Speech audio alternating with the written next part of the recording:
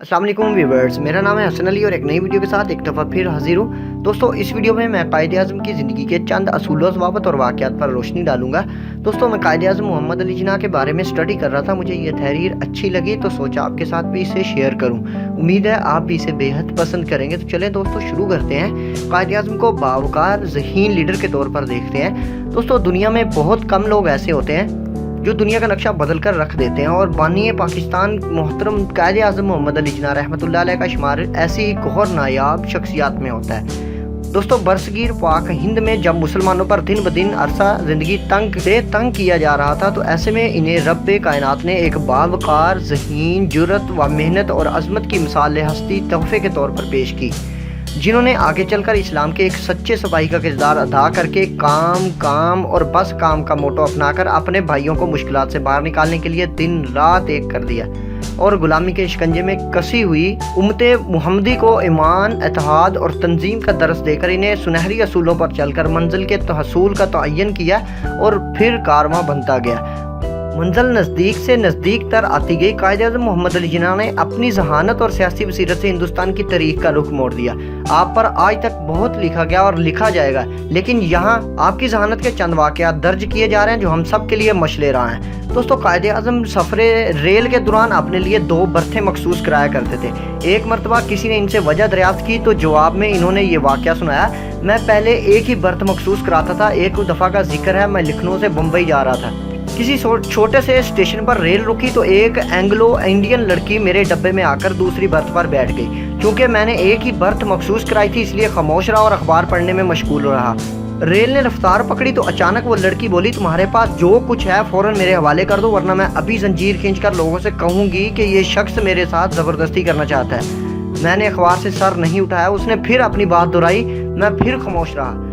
आखिर तंग आकर उसने मुझे झंझोड़ा तो मैंने सर उठाया और इशारे से कहा, मैं बहरा हूँ, मुझे कुछ सुनाई नहीं देता, जो कुछ कहना है लिख कर दो। उसने अपना मुद्दा कागज़ पर लिख कर मेरे हवाले कर दिया। मैंने उस कागज़ को अपनी जेब में डाला और फिर फ़ौरन जंजीर खींच दी और फिर उसे मा तहरीर रेलवे हकाम के हवाले कर दिया। इस दिन के बाद से मैं हमेशा 2 बर्तें मखसूस कराता हूँ। उसके बाद दोस्तों, दूसरे नंबर पर कायद-ए-आज़म मोहम्मद अली जिन्ना के नज़दीक वक़्त की क्या अहमियत थी, इसका अंदाज़ा आपको इस वाक़े से लग जाएगा।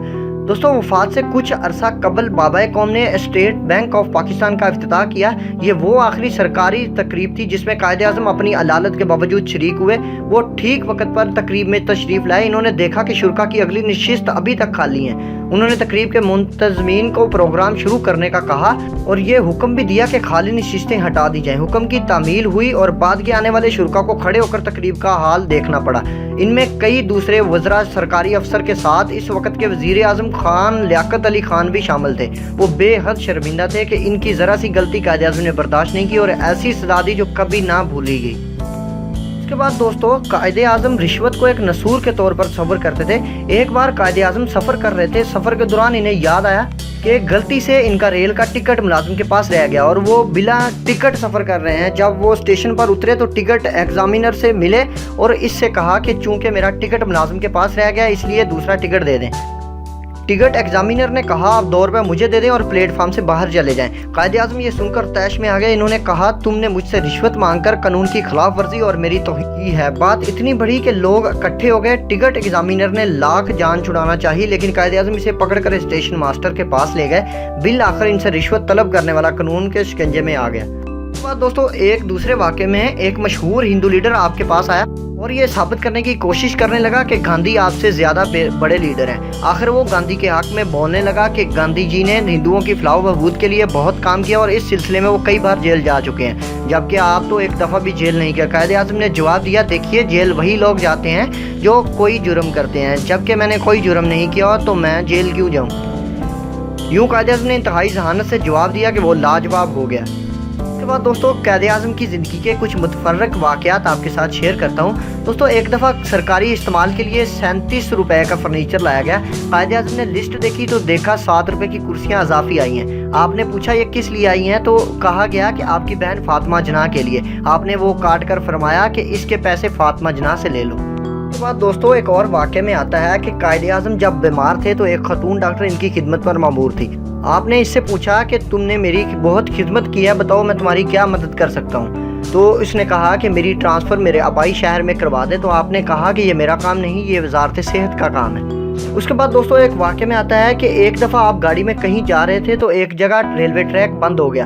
آپ کا ڈرائیور اتر کر وہاں پر موجود شخص سے کہنے لگا کہ گورنر جنرل آئے ہیں، ٹریک کھولو، مگر ہمارے عظیم لیڈر اور بانی پاکستان نے فرمایا کہ نہیں، اسے بند رہنے دو، میں ایسی مثال قائم نہیں کرنا چاہتا جو پروٹوکول پر مبنی ہو۔ دوستوں میں اپنی بات کو مزید جاری رکھوں گا، لیکن اس سے پہلے میں ہر اس نئے آنے والے ویور سے گزارش کروں گا جس نے میرے اس channel PBC news TV کو ابھی تک سبسکرائب نہیں کیا، وہ کائنڈلی نیچے دیے گئے ریڈ بٹن پر کلک کر کے میرے اس channel PBC news TV کو بھی سبسکرائب کر لے اور ساتھ ہی بیل آئیکن کے بٹن پر کلک کر لے تاکہ میں جو بھی نئی ویڈیو اپلوڈ کروں اس کی باقاعدہ طور پر سب سے پہلے آپ کو اطلاع ملتی رہے۔ دوستوں میری حوصلہ افزائی کے لیے ویڈیو کو مکمل دیکھنے کے بعد اسے اپنے دوستوں اور دیگر احباب کے ساتھ ضرور شیئر کریں۔ تو چلے دوستوں اپنے موضوع کی طرف آتے ہیں۔ دوستوں قائد اعظم رحمت اللہ علیہ کس قدر ذہین انسان تھے، اس واقعے سے ان کی ذہانت کے بارے میں اندازہ لگایا جا سکتا ہے۔ دوستوں برصغیر پر انگریزوں کی حکومت کا دور تھا۔ اس دور میں جو انگریزوں کے بنائے گئے اصولوں کی خلاف ورزی کرتا تھا اسے سخت سزا سنائی جاتی تھی۔ اسی دور کا ایک واقعہ پیش خدمت ہے۔ سرکار نے 6 بجے دکانیں بند کرنے کا حکم جاری کیا، مگر ایک مسلمان دکاندار نے گھڑی 10 منٹ پیچھے تھی، چنانچہ وہ وقت پر دکان بند نہ کر سکا۔ انگریز فوج نے اس دکاندار کو گرفتار کر کے جج کے سامنے لے گئے۔ دکاندار نے بہت منت سماجت کی مگر جج کسی صورت میں ضمانت دینے کو تیار نہ تھا۔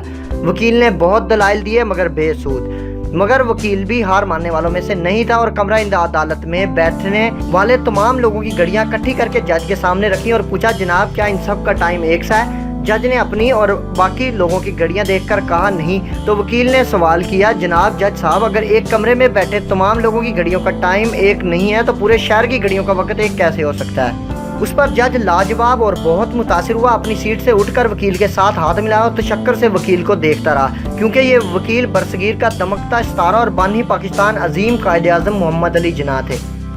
دوستوں محمد علی جناح وہ لیڈر تھے جن کے بارے میں انگریزوں نے بھی کہا تھا کہ اگر ہمیں پتہ ہوتا قائد اعظم کو اتنی بڑی بیماری ہے تو ہم کبھی پاکستان نہ بننے دیتے، کیونکہ قائد اعظم نے آخری وقت تک اپنی بیماری کو پوشیدہ رکھا، کیونکہ ان کو معلوم تھا کہ اگر میری بیماری کا ہندوؤں اور انگریزوں کو پتہ چلا تو ہندوستان کی تقسیم کو انگریز مؤخر کر دیں گے۔ مرنے سے پہلے آپ نے اپنے ڈاکٹر سے کہا کہ پاکستان ہرگز وجود میں نہ آتا اگر اس میں فیضان نبوی صلی اللہ علیہ وسلم شامل نہ ہوتا۔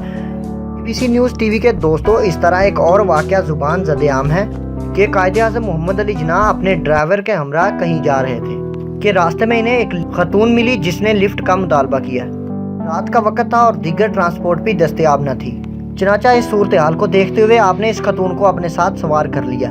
سفر گزرتا رہا اور قائد اعظم محمد علی جناح اپنی سگریٹ پینے میں مشغول رہے۔ خیر اب اس خاتون کی منزل آئی تو اس نے چیخنا چلانا شروع کر دیا کہ اس آدمی نے میرے ساتھ غلط حرکت کرنے کی کوشش کی ہے۔ چونکہ اس وقت بہت سے لوگ آپ کے خلاف تھے اس لیے سب منٹوں میں اکٹھے ہو گئے۔ قائد اعظم نے اپنی سگریٹ لوگوں کے سامنے کرتے ہوئے ایک جھٹکا دیا تو سگریٹ کے اوپر جو گل سا بن جاتا ہے وہ نیچے گر گیا۔ تب آپ نے فرمایا کہ اگر میں نے اس خاتون کے ساتھ زیادتی کرنے کی کوشش کی ہوتی تو ابھی تک اس سگریٹ کے اوپر یہ گل نہ ہوتا بلکہ زور زبردستی کی وجہ سے گر جاتا، لیکن یہ میری شرافت کا ثبوت ہے کہ میں نے کچھ نہیں کیا۔ اس کے بعد آپ اپنی گاڑی میں سوار ہوئے اور وہاں سے چلے گئے۔ اس کے بعد دوستوں ایک اور واقعہ میں آتا ہے کہ ایک مرتبہ برطانیہ کے سفیر نے آپ سے کہا کہ برطانیہ کے بادشاہ کا بھائی آ رہا ہے، آپ انہیں ایئرپورٹ پر لینے جائیں۔ قائد اعظم نے یہ شرط رکھی کہ میں تب ایئرپورٹ پر جاؤں گا اگر میرے بھائی کی برطانیہ آمد پر وہاں کا بادشاہ اسے لینے آئے۔ دوستو 1920 میں جب قائد اعظم محمد علی جناح کی شادی ہوئی تو انہوں نے اپنے غسل خانے کی تعمیر میں اس وقت کے 50,000 روپے خرچ کیے، مگر یہی جب گورنر جنرل کے عہدے پر فائز ہوئے تو 1.5 روپے کا موزہ لینے سے انکار کر دیتے ہیں اور کہتے ہیں کہ غریب مسلمان ملک کے گورنر کو اتنی مہنگی چیز نہیں پہننی چاہیے۔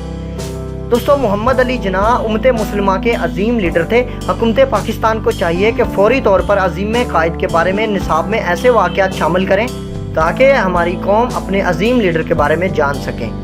تو امید کرتا ہوں دوستوں کہ قائد اعظم کی زندگی پر بنائی گئی میری یہ ویڈیو آپ کو بہت ہی پسند آئی ہوگی۔ میں ایسی اور معلوماتی ویڈیو لے کر پھر آپ کی خدمت میں پیش ہوتا رہوں گا۔ اس کے ساتھ ہی دوستوں میں ہر اس نئے آنے والے ویور سے گزارش کروں گا جس نے میرے اس channel PBC news TV کو ابھی تک سبسکرائب نہیں کیا वो काइंडली नीचे दिए गए रेड बटन पर क्लिक करके मेरे इस चैनल को अभी सब्सक्राइब कर ले और साथ ही बेल आइकॉन के बटन पर क्लिक कर ले, ताकि मैं ऐसी और जो भी नई वीडियो अपलोड करूंगा उसकी बाकायदा तौर पर आपको इत्तला मिलती रहे। उसके साथ ही दोस्तों आप किसी भी दुनिया के अजीम लीडर या मुकाम को हाईलाइट करके मुझे याद दहानी करवा सकते हैं। दोस्तों मैं कोशिश करूंगा कि उस हवाले से मैं जितनी भी मालूमात इकट्ठी कर सकूं वो आपके साथ शेयर करूं। ये वीडियो आपको कैसी लगी इसका इज़हार आप कमेंट के ज़रिए कर सकते हैं। इसके साथ ही दोस्तों मैं और मालूमाती वीडियो लेकर फिर आपकी खिदमत में पेश होता रहूँगा। मेरी नई आने वाली वीडियो का इंतज़ार कीजिएगा। तब तक के लिए मैं आप सबसे इजाज़त चाहूँगा। अपना बहुत सा ख्याल रखिएगा। अल्लाह हाफिज़।